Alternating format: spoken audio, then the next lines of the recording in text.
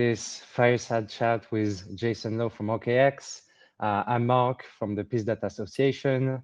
Uh, Tonight, we're lucky to have a huge player within the ecosystem and a great partner of the Pyth network.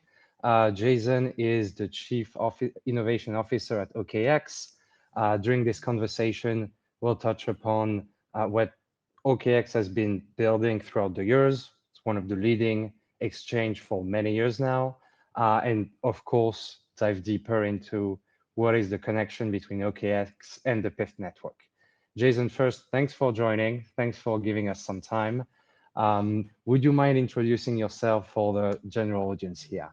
Maybe like how you got into crypto first, OKX, the crypto exchange world, and like how it evolved over time. Yeah, Mark, it's really good to see you again, and thanks for having me. My journey here, I've been working at OK Group and OKX for over 7.5 years now. So it's been quite a while, and I've been fortunate to see that our company, our industry, really, and our space really evolve and mature over the years. I originally got into the space I was working at my own startup in 2013 in the Bay Area. It didn't go well, it failed, but in our free time, we actually got to learn about Bitcoin, got to learn about crypto and all the possibilities that it could unlock.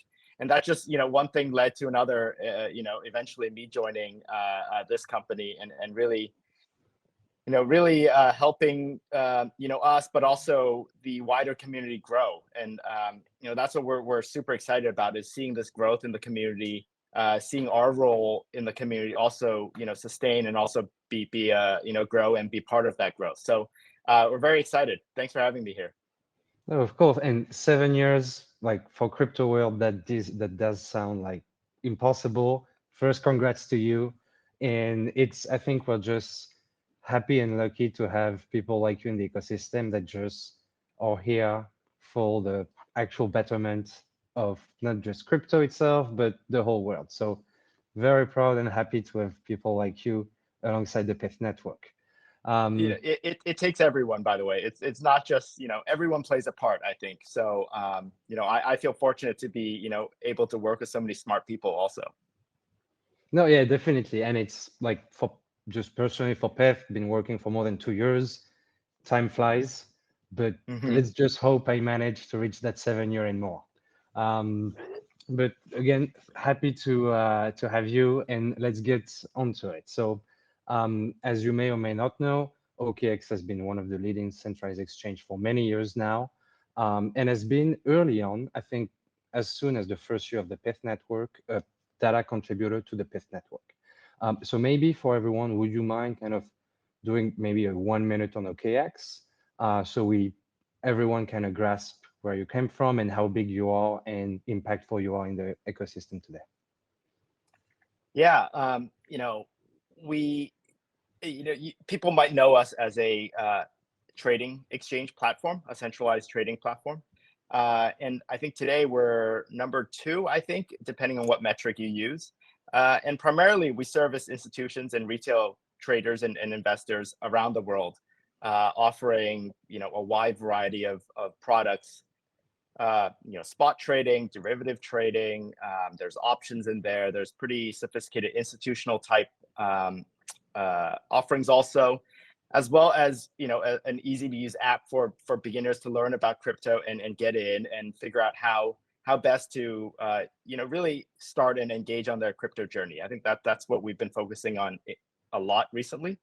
We also have a Web3 self-custodial wallet that, has been really picking up traction over the past year or so. This is a wallet that supports multi-chain, 80 plus chains now today. And it's just one easy to use interface. And you can kind of manage all your on-chain activity and assets in one place. Since we're talking about data, we also have a OK Link, which is a arm of our business that does a lot of on-chain data provisioning and analytics. So think blockchain explorers, address sort of, analytics and all sort of sophisticated tools for really more of the sophisticated stakeholders in the industry that want to dive deeper into what's happening on chain. And so, we do a little bit of many things, but I think most importantly for us, we see ourselves as, a really responsible partner and contributor to the broader Web3 and crypto community. We focus a lot on transparency. We focus a lot on building that trust and making sure, everything we build, directly impacts the user or helps, the wider community attract and acquire more users, right? We're keen on supporting and providing infrastructure, which is what we really are, to the complete ecosystem. Yeah, just bouncing quickly, from Pyth's perspective, the Pyth price feeds are available on, let's say, 45 blockchains. You mentioned your wallet being on close to 80 chains or 60. So, we'll have to catch up to OKX wallet that now I've been seeing everywhere. So congrats on the success here. And you quickly mentioned, data gets us together. So Pyth Network is an oracle that source or onboard data owners, data creators. And as you mentioned, OKX as one of the leading centralized exchange. You own pretty much your order book and all pretty much the trades that happen there.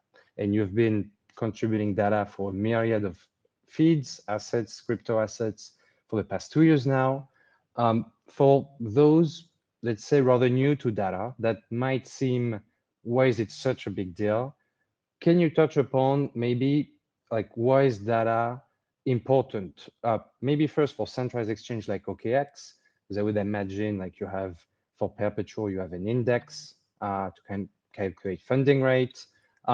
Just want to kind of gauge from not just the Oracle perspective, where we care a lot about data, from a centralized exchange. How much do you care about data? I mean, data at the end of the day is critical to providing a fair, transparent, open sort of marketplace, right? Which is what we bring together. We bring together so many stakeholders in the industry and participants that having that common sense of reliable, clean, trustworthy data is critical, so people can make their decisions, right? They can see what's happening in the market. And so you dive into some of the areas where we provide data. I just want to maybe spend a few seconds just talking about the depth of data that we actually provide. And I think price feeds, so market price, right? What is the price of an asset today? I think that's obviously what people think of immediately when they think about data, and that's very important. But beyond that, we support hundreds of assets on our platform across dozens and probably actually hundreds of pairs and other product types, right? Like you mentioned, perpetual, swaps, and options. And so when we think about data, we also provide the second layer of data so that people can make those accurate decisions and also gauge how the market sentiment is going, what types of activity players, large players, small players are doing on the market. So I'll give you some examples, right? You talked about funding rates, right? That's when perpetual swaps have unique characteristics around, funding rates. Margin, right? We provide data feeds on, and not on Pyth right now, but maybe at some point. But we provide data today where you can go either on our website or onto an API and just pull and see how people are borrowing, if they are, or what long shorts, what's the ratio between different market types of participants. You could dive deeper into how the options market is being structured. What expirations are getting more open interest today. What strikes. You could really get a really strong sense of how the market is positioning and maybe where we're headed. And again, all of these data points we make publicly available for free, actually, because it's important. It's important for not only users on our platform, but the wider space, right? We're all trying to get a sense of what's happening across our growing space, and making sure that these data streams and feeds are available is important to us also. No, and you touch on or use two key terms, I think, for me, making this data available and for free. And I think we've seen a competitor of yours actually making its API gated recently. And if we go out of the crypto world within TradFi, financial data is like a golden treasure. I think the industry is like a $7 billion revenue per year. Exchanges like CBOE, so US Stock Exchange, like the big ones, I think it's about 20% of their revenue is like selling data. So personally, and I think this is how also we design a bit Pyth, and we keep envisioning the future is like early days, usually it's free. The more professional it becomes, the more gated it becomes. And it's been amazing to see like one of the leader like OKX actually contributing its proprietary data to the Pyth network, then gets used into about 300 price feeds available on 40 chains. So do you imagine long shot, like in 5 years, 10 years, could the crypto data space look like a bit the TradFi data space? I mean, you highlighted that contrast between TradFi and what we do in the crypto space, and I would hope not, right? I think that no promises here, but I certainly hope that we have a different ethos here, where we believe that especially at this stage where we're still growing, right? We're still building, where there's a lot of pieces that are missing, and to gate certain core pieces of information, and this is just information, right? I think goes against some of the beliefs that I hope that we all share as we're building all this together. And so I would certainly hope not, but I think putting that contrast together again between TradFi and what we do, I think not only do we provide very robust data, I think we go beyond what TradFi is offering, even though they charge money, we don't. I highlighted sort of the on-chain data, right? That is publicly available, obviously, as a public blockchains are. But the analytics around that are also available. There's certain tools that we provide where you can make maybe more sophisticated analysis of that. But all that stuff is available, right? All of our explorers are available. And then most importantly, I want to highlight that we also have something called proof of reserves, where we also take our customers and our users, their assets that they have entrusted with us. I'm talking about the centralized exchange.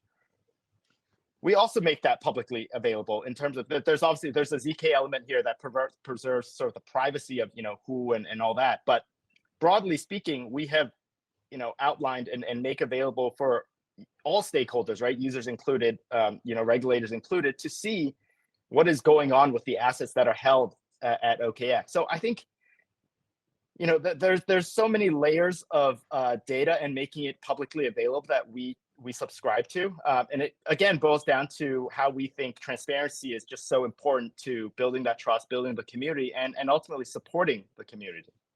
Yeah, and as I think you mentioned in your previous reply, the ethos, because we also briefly touched upon the OKX wallet, free to use, like likely the most broad wallet in existence today. So kudos to you, and it's thanks to like great teams and like companies like yours that we are, let's say, where we are today. So thanks. I would shout out to our Web3 wallet team. I think they are amazing. And just on the OKX kind of data side, just for people to kind of maybe gauge and even a guesstimate, how much, let's say, mind share, or you think employee, let's say, share does it take at OKX? Is it like 5%, 20%? Just for people to kind of understand. You mentioned options, like if you miss a settlement, it's millions of dollars that is like wrongly allocated. Perps is the same. So how like paramount is it? We, especially on the centralized exchange side, it is a critical piece of our trading systems. I think making sure there's low latency, making sure it's accurate, there's redundancy, everything is really built in a way that and look, we're not perfect either, right? We've grown with the industry. We've improved our systems. We've improved our APIs. And by the way, if anyone has sort of feedback on how we can do even more and provide more, feel free to drop me a note. I'm on Twitter. You can let me know, and I'll pass it on to the team. But I think we've heard from our users, right? We know when we see sophisticated trading institutions come in, and they have this expectations of what types of data, what format. how best to ingest it and how best to deliver it, I think we learn from that, and that's where I think it's an ongoing journey, right? We have a large team working on it, but it's something that we're working hard on improving also. Amazing to hear. And already mentioned like the fact that wrong data can like bring chaos into a centralized exchange. Arguably, it could be solvable more than if it were to happen on a blockchain directly. Like afterwards, you need to fork, would be like way more trouble, I'd imagine.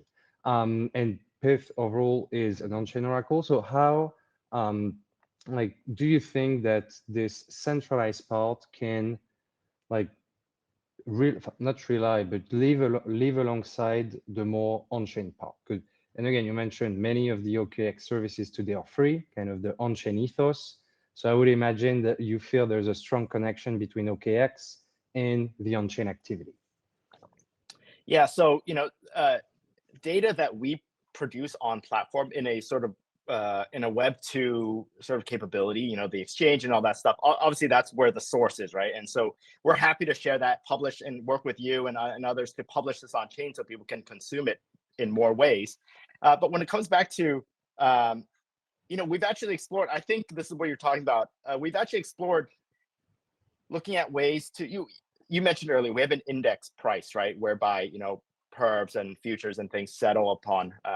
And we've actually looked, and to build that index, we consume market pricing from other exchanges, right? That's how we make sure that there's less chance of market manipulation and things like that. And so, we've looked at ways to see how we could actually consume that back from an on-chain source that has done sort of this aggregation, and you guys, there's algorithms where you discard and check for outliers and things like that, right? We've looked at that. I think it's, to be fair, it's not something that our clients are demanding at the moment, but I think it's a valid pathway where we increasingly put emphasis on-chain sources and the reliability of those sources.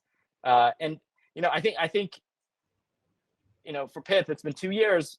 It just takes time, right? People kind of need to see that track record, see that reliability over time, and then be like, okay, yeah, this works, right? Just as it has, and how people have come to expect it to. So it's something we're exploring.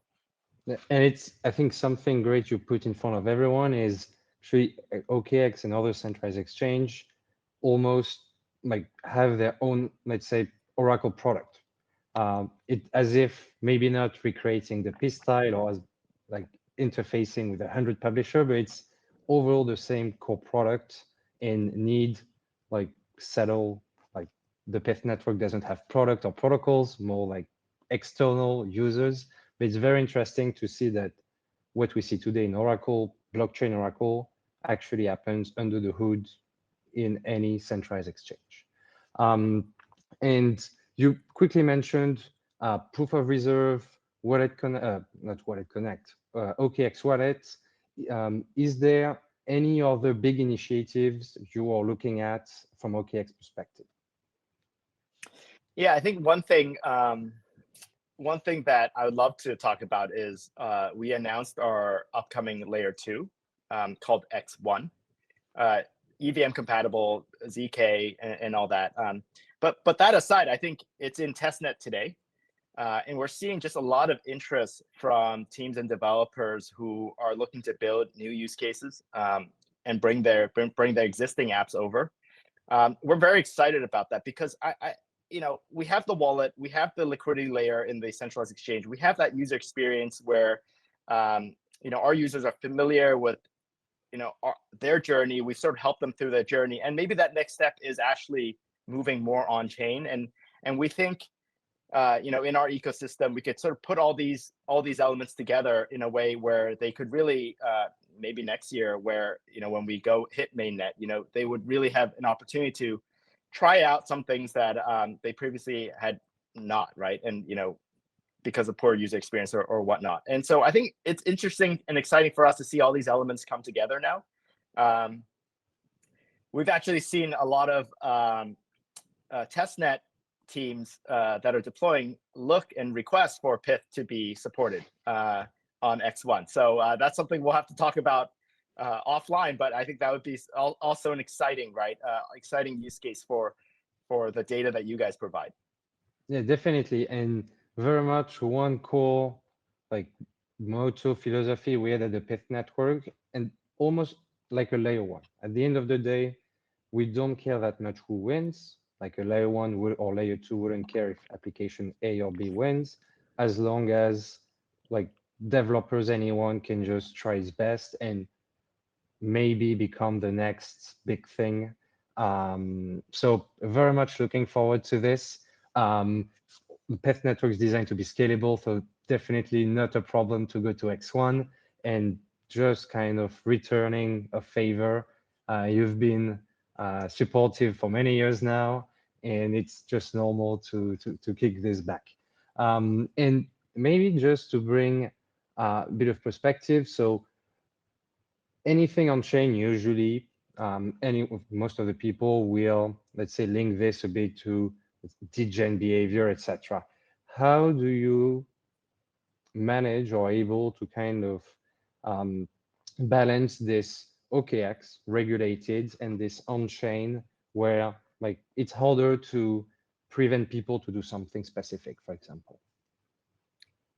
Yeah, it's a tricky question, right? Because at the end of the day, users think, or they do know what they want to do, and preventing someone from doing something they want to do is not necessarily that's not necessarily our role either, right? But what we do want to do is make sure that users are educated in their actions, right? Their understanding of the implications and the consequences of whatever they want to do there. So I think it goes not just for us. I think for our industry broadly, there's still quite a bit of a journey where we need to improve that education and usability.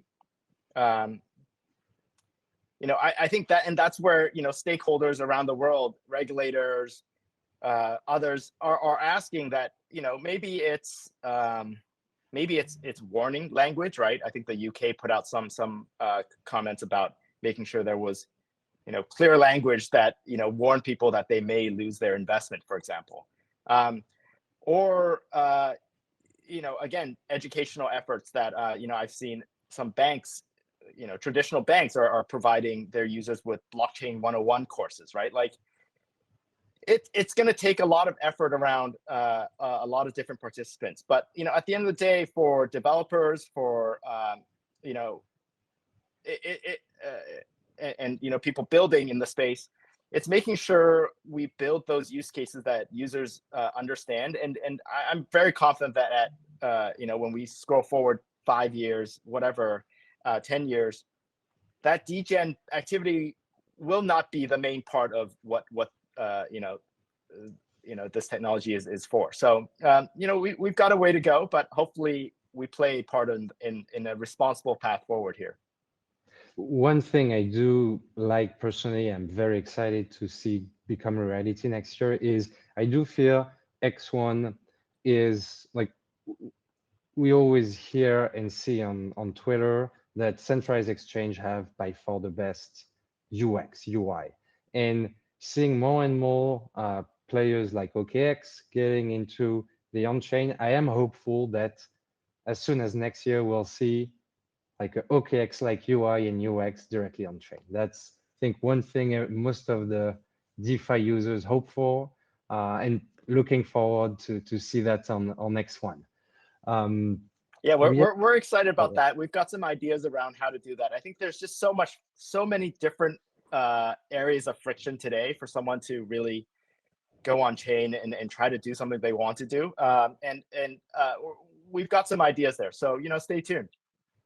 Definitely, and we'll also, for the Pythians listening, you'll likely see at some point a piece deployment on X1, but let's not jinx it or like just spill the beans too early.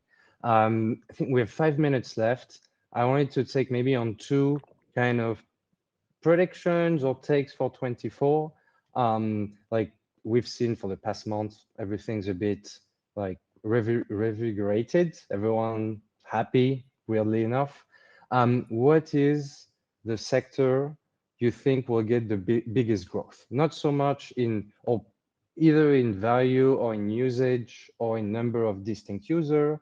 Like first cycle was very DeFi. The whole bull market was more NFT, etc. We had real world assets. Is there some specific niche within the crypto industry you're very much looking forward to in 24? Well, that's a good question. I don't have a specific prediction, but I can share what I would personally like to see. I'm a little bit of a gamer, and I would love to see the quality of Web3 games take a step change up. There are some games in the pipeline that I've seen, pretty amazing graphics, pretty amazing gameplay. So I'm curious if those, actually get released and stand the sort of the mass, reception and see how gamers think. That would be very fun. So that's an area where I'm personally a bit more interested in. And I'm not sure if you've seen, I think starting of the day, we had Giant, the city of Duro Labs, that made quite a few announcements. But I one missed of it. those. What did they announce? So, and that's actually is going to be a great fit for X1 and GameFi, but I think you announced Pyth Entropy. So Pyth Entropy is on-chain randomness. Hopefully, no ETA, I think, or if he announced one, I've missed it. But hopefully next year, you'll see on-chain randomness provided by Pyth. So Pyth expanding like outside of just price feeds based on pure demand. And so hopefully we can play a part in enabling that's critical GameFi for a lot of these apps. Yeah. Whether it's raffle, lottery, NFT mint, anything. So let's hope we can together make your dream reality next year. I hope so. I hope so. And maybe one other aspect I wanted to touch also, kind of off-chain versus on-chain. Here and there, we see the share or the volume traded compared in between centralized and decentralized exchange. I think most of the time, like we've been DEXs have been doing like 2 to 5%, maybe it's up to 10% recently of the volume centralized exchange too. Do you think, like, is this a forever uptrend, or do you think it's just like, I don't know, for example, it's been like airdrop season, usually bull markets are like this. How do you envision kind of next year, whereby I feel this year, and X1's a perfect example, like layer 3, many stacks, Polygon stacks that you leverage with X1 become better and better. So arguably on-chain should more and more feel like off-chain. So do you think, is it gonna very much happen, or is it just in 2 years, in 3 years? I think, look, the like you said, right, the trend of DEXs and DeFi broadly, and actually just general usability and user experience on layer 2s and being on chain has just dramatically improved from, I don't know, pick last year, 2 years, 3 years, whatever it is, right? And that's going to continue. Technology is just improving, right? So that's a given. Our approach at OKX is really, users may not be ready for a fully on-chain experience, right? And that's fine. We want to offer products that cater to both, right? We want to offer products that cater to all types of users. And if they want to start their journey by, engaging with our centralized platform, putting their trust and their assets into our platform, learning via, our user and user experience, that's totally fine. And when they're ready, they can use the wallet that is self-custodial, puts a lot of that ownership and control back in their own hands. That's totally good with us. And hopefully with the sort of improvements of all these usability on chain, we're going to see these applications and use cases that really, in games perhaps, that really attract users to go on chain in the first place. And when you see that, I think the activity naturally around digital assets and crypto is going to increase, right? As people move between different use cases, different dApps and things like that. So I think they ultimately obviously have different trade-offs. Both sides have different trade-offs, and the experiences are different, and they'll service and cater to different audiences. And this will persist for quite some time to come. So I'm not writing the death of centralized anything at all, but I'm just excited to see all the improvements that we're going to see on the on-chain side. And I think anyway, DEXs need centralized exchange just to keep better, because you've been a great spearhead.